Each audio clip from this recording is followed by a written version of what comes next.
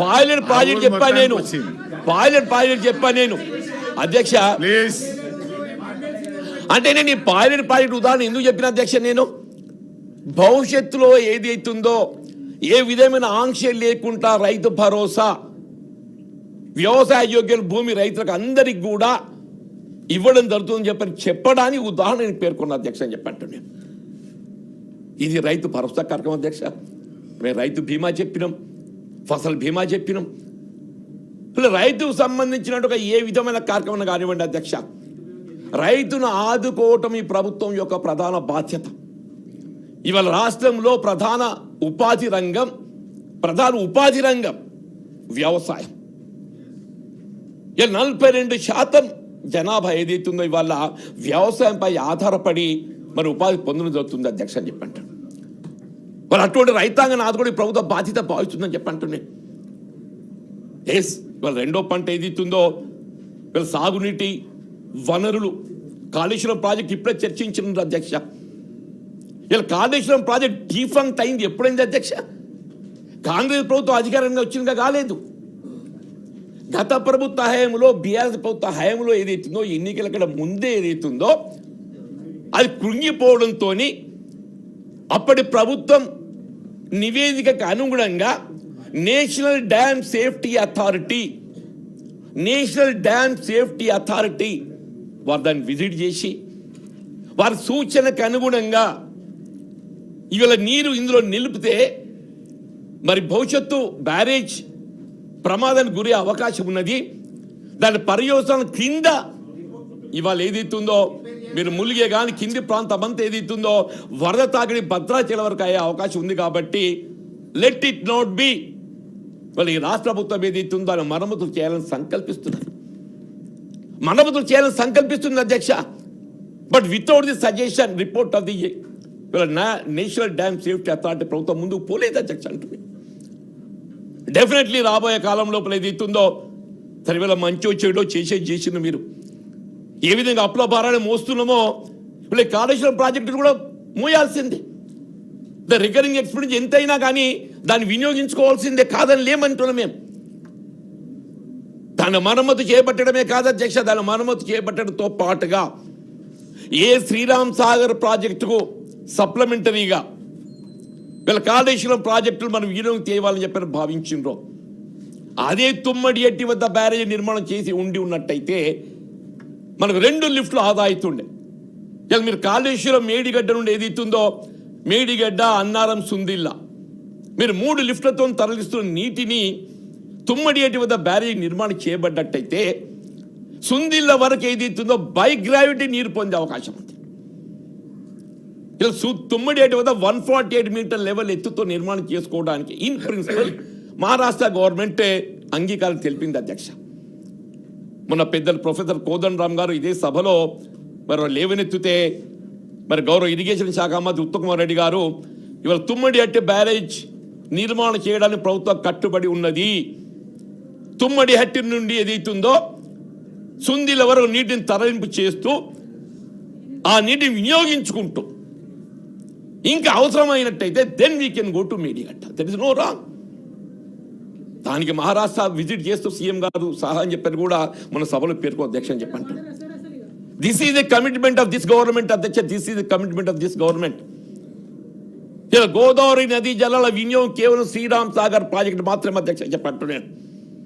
ఈ వర్షాకాలంలో ఖరీఫ్ మనకి ఏ విధమైన సమస్య రాలేదు అధ్యక్ష. ఇలా రబ్బీలో ఏదైతుందో కాళేశ్వరం మనం వినియోగించుకోలేకపోతున్నాం కాబట్టి ఏదైతుందో కాళేశ్వరముతో పాటుగా మనం సాగు చేసుకోబడ్డటువంటి ఇవాళ పొలాలన్నీ కూడా కేవలం శ్రీరామ్ సాగర్ ప్రాజెక్ట్ నీటితోని వల్ల మల్లన్న సాగర్ కానీ, మీ కొండపోచమ్మ సాగర్ కానీ, రంగనాయక సాగర్ కానీ, సూర్యాపేట వరకే కానీ దానితోనే నీటిని మరి మనం ఆయకట్టు స్థిరీకరించాల్సిన ఆవశ్యకత ఉంది. కాబట్టి కొంత ఇబ్బంది ఎదురవుతుంది అధ్యక్ష. డెఫినెట్లీ ఈ ప్రభుత్వం ఏదైతుందో రైతు సంక్షేమం కొరకు పాటుపడే ప్రభుత్వం అని చెప్పని నేను ఈ సందర్భంగా మీకు మనం చూస్తున్నా అధ్యక్ష. ఇలా వ్యవసాయంతో పాటుగా మరి పండ్ల తోటలు, కాయగూరలు మనం చర్చించినాం అధ్యక్ష. ఇలా పంటల మార్పిడి ప్రధానమైనటువంటి అంశం అధ్యక్ష అని చెప్పంటాం. ఈ పంటల మార్పిడికి సంబంధించి ప్రభుత్వం ఏదైతుందో ఒక ఒక ఒక ఒక కాల మీరు ఒక ప్రకటన, ఒక నిర్ణయం తీసుకోవాల్సిన ఆవశ్యకత ఉంది అధ్యక్ష. మనకు తెలుసు మీ దగ్గర మోసంబి తోటల మీద ఎట్లా పడతాయో సంత్రాలు, మాకు మామిడి తోటలు అధికంగా ఉంటాయి అధ్యక్ష. మరి ఈ మామిడి తోటలు దురదృష్టం ఏంటంటే అధ్యక్ష, ఫర్ ది లాస్ట్ 4-5 years ఈ తేనె మంచు అనేది అధికంగా వస్తుంది. తేనె మంచు భూమిలో నీటి సాంద్రత పెరగడంతో ఏదైతుందో ఈ తేనె మంచు అధికమైపోతుంది. వీళ్ళ మిర్చికి వచ్చేటువంటి ఒక బ్లూ ఒక విధమైనటువంటి ఒక చీడ పురుగు అధ్యక్ష, ట్రిప్స్ అంటారు, బ్లూ ట్రిప్స్ అంటారు. అది మామిడి కూడా సోకుతుంది అధ్యక్ష. దీంతో నాణ్యత చెడిపోయి, నాణ్యత కోల్పోయి ఏదైతుందో దిగుబడిపై ప్రభావం చూపడమే కాదు, వీళ్ళ మార్కెట్లో దాని విలువ పొందలేకపోతున్నాం అధ్యక్ష. ఇలా కేంద్ర ప్రభుత్వం ఏదైతుందో పసుపు బోర్డు ఏర్పాటు చేసింది, అందరం ఆహ్వానించడం, సంబరపడ్డం. పసుపు బోర్డు వచ్చింది, మాకేం కొదవలేదు, మా పసుపు గిట్టుబాటు లభిస్తుందని చెప్పాను అధ్యక్ష. దురదృష్టం ఏంటంటే గత సంవత్సరం 15,000, 16,000 ఉన్న క్వింటల్ పసుపు ఇవాళ 8,000, 10,000 పడిపోయింది అధ్యక్ష. వీళ్ళ పసుపు బోర్డు నాణ్యత ప్రమాణం పెంపొందించడంతో పాటుగా గిట్టుబాటు ధర కల్పింపజేయడానికి చర్యలు చేపట్టడం కూడా మీ బాధ్యత అని చెప్పక తప్పదని చెప్పంటాం అధ్యక్ష. వీళ్ళ గతంలో ఇటువంటి సమస్య ఉత్పన్నమైనప్పుడు ఉమ్మడి రాష్ట్రంలో still I remember Kiran Kumar Reddy గారు ముఖ్యమంత్రి అన్నాడు. తెలంగాణ రాష్ట్ర ఉద్యమం వీళ్ళ పీక్ స్టేజ్లో ఉంది అధ్యక్ష అని చెప్పంటాను. నాఫెడ్ ద్వారా మార్కెట్ వినియోగించుకుంటూ పసుపు కొనుగోలు చేయడం జరిగింది అధ్యక్ష అని చెప్పంటాను. ఇవాళ కూడా మీ ద్వారా నేను కేంద్ర ప్రభుత్వానికి, రాష్ట్ర ప్రభుత్వం మరి విజ్ఞప్తి చేసి వీళ్ళ పసుపు ఏదైతుందో నాఫెడ్ ద్వారా మీరు ఎక్కడ క్వింటల్కి ఏదైతుందో ఇవాళ ఒక 4,000, 5,000 బోనస్ ఎంత కల్పించగలుగుతారు? మినిమం ఆఫ్ బోనస్ కల్పించి ఏదైతుందో కొనుగోలు చేసి పసుపు రైతులు ఆదుకోవాల్సిన బాధ్యత వీళ్ళ కేంద్ర ప్రభుత్వంపై ఉన్నది. దాని రాష్ట్ర ప్రభుత్వం కూడా తోడు నిలవలసిన ఒక ఆవశ్యకత ఉందని చెప్పక తప్పదని చెప్పండి. అట్లాగే మామిడి కానీ, మిర్చి కానీ, ఇప్పుడు మన కమర్షియల్ క్రాప్స్లో ఏదైతుందో హార్టికల్చర్, వెజిటేబుల్స్ ఏ విధంగా ప్రధానంగా భావిస్తామో వీళ్ళ మ్యాంగో బోర్డు కూడా ఎసెన్షియల్. మ్యాంగో బోర్డ్, మిర్చి బోర్డ్, ఈ రెండు కూడా ఏర్పాటు చేసుకుంటే తెలంగాణ రాష్ట్ర రైతాంగానికి పంటల మార్పిడిలో మరి ఉపయోగపడతాయని చెప్పని నేను చెప్పక తప్పదని చెప్పంటున్నాను అధ్యక్ష. దయచేసి మీ ద్వారా నేను రాష్ట్ర ప్రభుత్వ గౌరవ మంత్రి గారికి ఏదైతుందో మీరు కేంద్ర ప్రభుత్వాన్ని నివేదించండి. మ్యాంగో బోర్డు, మిర్చి బోర్డు ఏర్పాటు చేసి ఏదైతే ఈ నాణ్యత ప్రమాణాలు కుదించుకుపోతున్నాయో నాణ్యత ప్రమాణాలు పెంపొందించడంతో పాటుగా ఇక్కడ మద్దతు ధర లేదు కాబట్టి గిట్టుబాటు ధర లభించే విధంగా ఏదైతుందో చర్యలు చేపట్టే విధంగా మరి చొరవ చూపెట్టాలని చెప్పి కోరుతూ అధ్యక్ష 6 guarantees గురించి చర్చించింది అధ్యక్ష. Yes, 6 guarantees are priority of this government. Implementation of 6 guarantees are priority of this government. మేము ఏదైతుందో డిజోన్ చేయదలుచుకోలేదు అధ్యక్ష. 6 guarantees లో ఏదైతుందో almost except 2 schemes as they said, except 2 schemes, all other schemes are under progress. నేను బడ్జెట్ కూడా చెప్తా. ఆర్ అండర్ ప్రోగ్రెస్ అధ్యక్ష. ఒకసారి మీరు చూడండి సార్, మహాలక్ష్మి, రైతు భరోసా, గృహజ్యోతి, చేయూత, యువ వికాసం, ఇందిరమ్మ ఇండ్ల అధ్యక్ష. These are 6 guarantees of this government priority programs అధ్యక్ష. నేను ఇందులో మీ మనవి చేసే అధ్యక్ష, మహాలక్ష్మి ప్రోగ్రాంలో ఇలా కేవలం ఏదైతుందో ఆడబిడ్డలు కల్పించే 2,500 మాసానికి కల్పిస్తామని చెప్పని మేము భావించడం జరిగిందో, పేర్కొనడం జరిగిందో, మేము పెండింగ్ అంటున్నాం. ప్లీజ్ వాళ్ళు మాట్లాడినప్పుడు ఎందుకు డిస్టర్బ్ చేస్తారు? తర్వాత మీరు మాట్లాడేటప్పుడు చెప్పండి. నేనే చెప్తున్నా sir, 2 programs are yet to take up అని చెప్పి అంటున్నా నేను. వాళ్ళలా ఏదైతుందో సభను తప్పుదో పట్టించడం, వక్రీకరించడం మాకు చేత కాదు అధ్యక్ష. మాకేదన్నా ఉంటే మా యొక్క సలహాలు, సూచనలు ఇస్తే తప్ప ఏదైతుందో సభను తప్పుదో పడితే మాకు సాధ్యం కాదు అధ్యక్ష. ఎస్, ఇవాళ 2 programs are yet to be taken.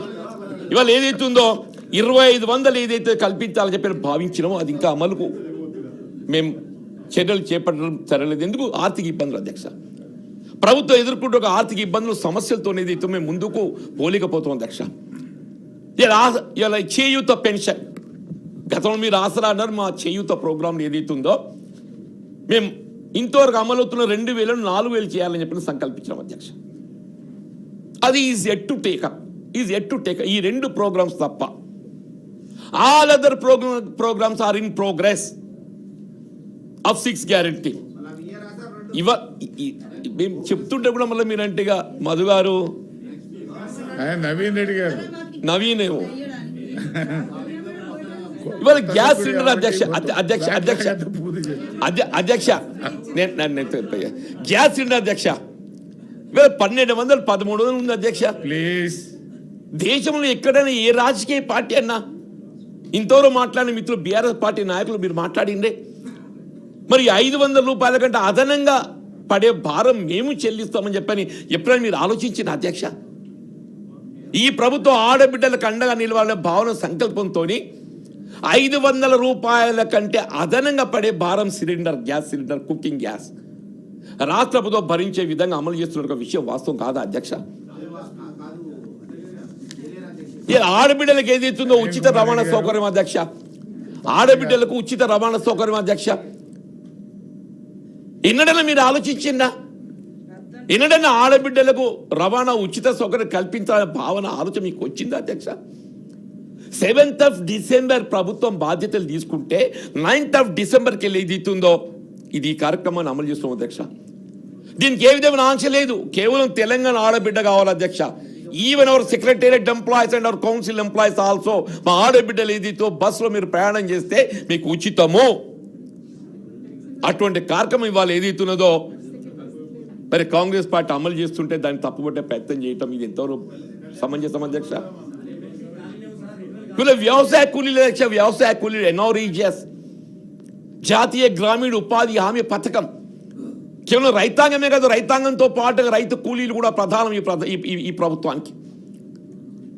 అలాంటి యూపీఏ ప్రభుత్వం ఏదైతుందో జాతీయ స్థాయిలో చైర్పర్సన్ సోనియా గాంధీ గారు, మన్మోహన్ సింగ్ గారు ప్రధానమంత్రిగా ఈ ఎన్ఆర్జీఎస్ కార్యక్రమాన్ని అమలు చేసి తలపెట్టి కనీసం 100 రోజులు ఉపాధి కల్పించాలి అని సంకల్పించే కార్యక్రమంలో భాగంగా ఇలా రైతు భరోసాలో మీకు ఆర్థికంగా ప్రయోజనం పొందలేని కూలీలు ఎవరున్నా కానీ, రైతు భరోసాలో ఆర్థికంగా ప్రయోజనం పొందే అవకాశం లేని కూలీలు ఎవరున్నా కానీ వారికి ఏదైతుందో నెలకు 1,000 రూపాయలు, సంవత్సరానికి 12,000 రూపాయలు ఇచ్చే విధంగా. అంటే ఎవరికైతే భూములు లేవు సార్, ఉదాహరణకు భూములు ఉన్న వాళ్ళకి ఏది ఇస్తుందో మీకు ఎంత ఉంటుంది అందుకు 20 గుంటలు ఉంటాయి, 20 గుంటలకి ఏది ఇస్తుందో మీకు రైతు భరోసా వస్తుంది సార్. భూమి లేని నిరుపేదలు ఏది ఇస్తుందో వీళ్ళు జాబ్ కార్డు కలిగి ఉన్నట్టయితే ఆ జాబ్ కార్డు హోల్డర్కి ఏది ఇస్తుందో సంవత్సరానికి 12,000, 6,000 2 విడతలకు ఇచ్చే విధంగా ఏదైతే కార్యక్రమాన్ని ఆరంభింపజేసింది ఈ ప్రభుత్వం అధ్యక్ష అని చెప్పంటున్నాను. Is it not? దయచేసి ఏది ఇస్తుందో వాస్తవాలుగా మనం పరిగణించాలని చెప్పంటారు అధ్యక్ష. వీళ్ళ ఎన్ఆర్ఈజీఎస్ మాత్రం ఏదైతుందో ఇలా వ్యవసాయ కూలీలకు వీళ్ళ ఉపాధి ఒక భరోసా ఇస్తుంది. అందుకే దీని పేరు ఏదైతుందో ఇందిరమ్మ ఆత్మీయ భరోసా అని చెప్పిన పేరు పెట్టడం జరిగింది అధ్యక్ష. ఇందిరమ్మ ఆత్మీయ భరోసా అధ్యక్ష. నేను మీ ద్వారా మరి రాష్ట్ర ప్రభుత్వాన్ని నేను నివేదిస్తున్నా అధ్యక్ష. వీళ్ళ ఎన్ఆర్ఈజీఎస్ ఏదైతుందో పెరుగుతున్నటువంటి ఒక ఈ ఎండల తీవ్రత, కూలీ ఇవాళ సరుకుల ధరల పెరుగుదల, కాస్ట్ ఆఫ్ లివింగ్ పెరుగుదల, మీరు గతంలో 300 ఉన్నది అధ్యక్ష, అది ఏదైతుందో కనీసం రోజువారి కూలి ఒక 400 రూపాయలు గిట్టుబాటు అయ్యే విధంగా ఏదైతుందో చర్యలు చేపట్టారు అధ్యక్ష. A minimum wage of ₹400 has to be paid to NREGS labour every day. మీరు గతంలో ఆనాడున్న పరిస్థితుల్లో 100 రోజులుగా దీన్ని భావించడం అధ్యక్ష. దీన్ని 150 రోజులు పెంచే విధంగా నేను రాష్ట్ర ప్రభుత్వం నివేదిస్తున్నాను అధ్యక్ష. ఇది ఎందుకంటే ఇది మన చేతులు లేదు, మీరు కేంద్ర ప్రభుత్వం నివేదించాలని చెప్పి మీ ద్వారా నేను కోరుతున్నాను అధ్యక్ష. కేంద్ర ప్రభుత్వం నివేదించి ఇవాళ 100 నుండి 150 రోజులు 10 దినాలు పెంచే విధంగా, మినిమం వేజ్ దినానికి 400 రూపాయలు పడే విధంగా కూడా దీన్ని తీర్చిదిద్దగలిగినట్టు రైతు కూలీలకి ఇంకా మరింత భరోసా కలిగించగలుగుతాయి. అట్లా రైతాంగాన్ని కూడా ఏ విధమైనటువంటి ఒక ఇబ్బంది ఎదురు కాకుండా ఇది వ్యవసాయానికి అనుబంధం చేయాలని కూడా భావిస్తున్నాం అధ్యక్ష. ఎందుకంటే రైతాంగం కొంత ఇబ్బంది ఎదుర్కొంటున్నాం. వాళ్ళ 10 దినాలలో ఏదైతున్నదో కూలీల కొరత ఏర్పడే ఒక పరిస్థితి ఉత్పన్నం కాబోతుంది. ఒకవేళ దీన్ని వ్యవసాయానికి అనుబంధం చేసినట్టయితే అవసరమయ్యే కూలీలను 50% ఏదైతే ప్రభుత్వం కూలీ వారికి ఇవ్వగలిగితే 50% రైతు భరిస్తే అది రైతు కొంత ఊరట కలిగిస్తనే భావన కూడా వ్యక్తం చేస్తున్న అధ్యక్ష. దీని గతంలో కూడా శాసనసభలో తీర్మానం చేయడం జరిగింది. మీ ద్వారా రాష్ట్ర ప్రభుత్వానికి ఏదైతుందో ఇలా NRES కార్యక్రమాన్ని ఇలా వ్యవసాయానికి అనుబంధం చేయడంతో పాటుగా ఈ 400 రూపాయలు మినిమం వేజ్ అట్లాగే జీవన్ రెడ్డి గారు దయచేసి మేమంతా పార్లమెంట్ సభ్యులము. గతంలోనే UPA 2లో దీన్ని వ్యవసాయానికి అనుబంధం చేయాలని కోరినప్పుడు దాని మీద ఒక కమిటీ వేశారు సార్. అప్పుడు జయరాం రమేష్ గారు ఉండేది, చిదంబరం గారు ఫైనాన్స్ మినిస్టర్గా ఉన్నారు. వాళ్ళే అప్పుడు ఏం చెప్పినారంటే వ్యవసాయానికి అనుబంధం చేయడం కుదరదని చాలా స్పష్టంగా చెప్పినారు. తర్వాత ఎన్డీఏ గవర్నమెంట్ వచ్చినాక కూడా కుదరదనే చెప్పినారు. కాబట్టి అది రాష్ట్ర ప్రభుత్వం చేతుల్లో లేదు, కేంద్ర ప్రభుత్వం నిర్ణయం తీసుకోవాలి. నేను అదే కేంద్ర ప్రభుత్వం దానికి సుముఖంగా లేదు. ఉన్నటువంటి పార్లమెంట్ సభ్యునిగా మేము దాంట్లో పార్టిసిపేట్ అయిన వాళ్ళగా మీకు చెప్తాము. మరొక ప్రయత్నం సార్, రికమెండ్ చేస్తే కూడా దే ఆర్ రిఫ్యూజ్ చేసినారు. ఇప్పుడు చూద్దాం, లెట్ us see. ప్లీజ్ రెండోది ఏంటంటే బడ్జెట్ కూడా విపరీతంగా అందరి కోరిక కూడా అనుబంధం ఎగ్జాక్ట్ వ్యవసాయాన్ని చేయాలని ఎగ్జాక్ట్ కేంద్ర ప్రభుత్వం దానికి అనుకూలంగా నేను ఒక రైతుగా ఏదైతుందో రైతులు ఎదుర్కొంటున్న సమస్య గవర్నమెంట్ లో కూడా ఈ ప్రపోజల్ పోయింది, అంతకు ముందు కూడా పోయింది. ఎన్నిసార్లు పోయినా కూడా కేంద్ర ప్రభుత్వం సుముఖంగా లేదు. సార్ నేను ఒక రైతు ఎదుర్కొంటున్న సమస్యను మీ దృష్టి పట్టుకొస్తున్నాను సార్. దయచేసి ఒకసారి పరిశీలించాలని చెప్పని మరి వీలుంటే నివేదించాలని చెప్పిన కూడా కోరుతున్నాను అధ్యక్ష.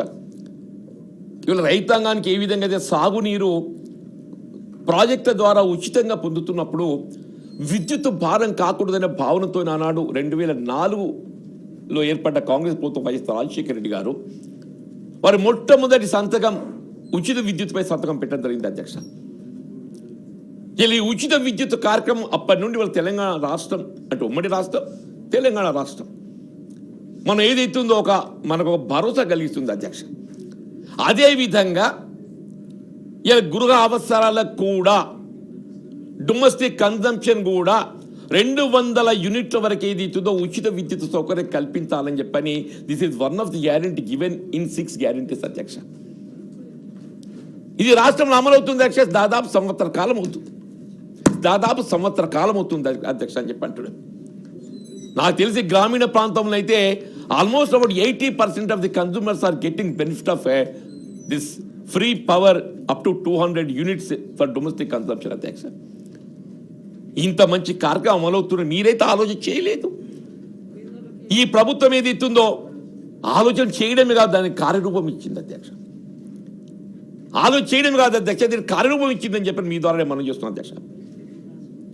మళ్ళీ ఇందిరమ ఇండ్లు అధ్యక్ష, ఇందిరమ ఇండ్లు అసలు నిరుపేద వర్గాలు దళితులు బలహీన వర్గాలకు ఇల్లు లేని వారికి ఏదైతుందో ఒక ఇంటి వాణి చేయాలి అని ఒక భావన ఒక ఆలోచన చేసింది ఇందిరమ్మ తల్లి. అందుకే నిరుపేద వర్గాలు ఇండ్లు అంటే ఇందిరమ్మ పేరు తలుచుకుంటారు అధ్యక్ష. నాకు అనుమానం చెప్తున్నారు అధ్యక్ష, మీకు కూడా తెలియదు కాదు, సభ్యులందరూ కూడా గమనిస్తుంటారు.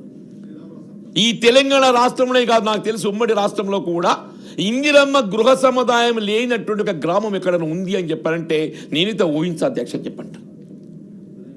100% 100% of the villages have covered with a Indiramma housing scheme. ఇలా అవే ఏదైతుందో వాళ్ళకు ఒక భరోసా. ఇవాళ దానికి అనుగుణంగా ఏదైతుందో ఈ రాష్ట్రం మరి ఈ ప్రభుత్వం ఏదైతుందో అదే ఇందిరమ్మ తల్లి పేరుతోని ఇందిరమ్మ ఇండ్ల గృహ నిర్మాణాలు చేపట్టాలనే భావన తలంపుతోని ఒక్కొక్క ఇంటికి 5 లక్షల రూపాయలు చొప్పున నియోజకవర్గానికి 3,500 నియోజకవర్గ స్థాయిలో 4,50,000 ఇండ్లు నిర్మాణం చేయాలని తలుస్తుంది అధ్యక్ష. కార్యక్రమం is in progress, scheme is in progress. దళితులు ఏదైతున్నదో స్కీమ్ ఈజ్ ఇన్ ప్రోగ్రెస్.